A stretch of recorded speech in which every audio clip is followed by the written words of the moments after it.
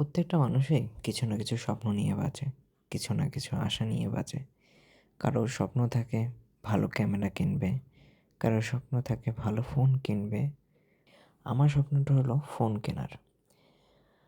আমি এর আগে ২-৩টা ফোনের বেশি ব্যবহার করেছি। এবার কন্টেন্ট ক্রিয়েশনের জন্য একটি ভালো ফোনের দরকার ছিল।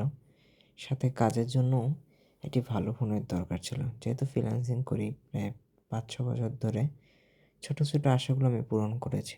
সো এবার একটা আশা পূরণ করব, সেটা হচ্ছে ফোনের। এই ১ম হচ্ছে আমি একটি দামি ফোন কিনতে যাচ্ছিলাম, S24 Ultra, যেটা বর্তমান মার্কেটে অনেক হাইপের।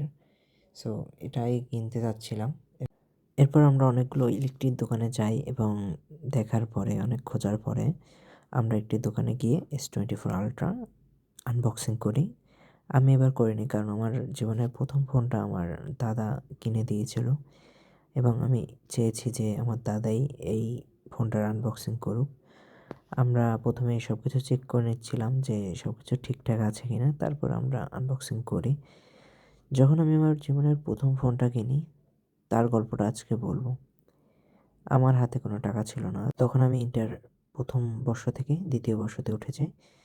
এরপর হচ্ছে আমি বাবার লকার থেকে অল্প, অল্প করে ৫০০, ১,০০০ এরকম টাকা সরিয়ে প্রায় ৫,৫০০ টাকার মতো জমিয়েছিলাম।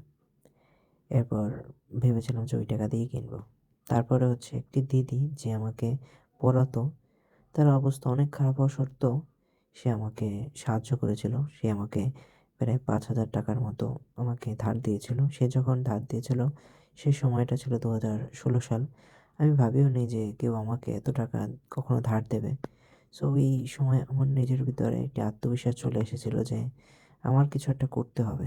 যেহেতু মানুষটা আমাদের বিশ্বাস করেছে, সে তো আমার কিছু একটা করে দেখাতে হবে। ফোন কেনার জন্য যখন দাদা দোকানে যায়, ১১,০০০ টাকায় সেই সময়েও ভালো ফোন হচ্ছিল না।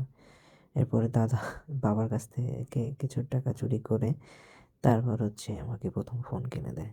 সো আমি চেয়েছিলাম যে এই যে ফোনটা আমি কিনবো, দামি হোক বা যাই হোক, আমি চাই যে আমার ভাই আমার ফোনটা আনবক্সিং করুক।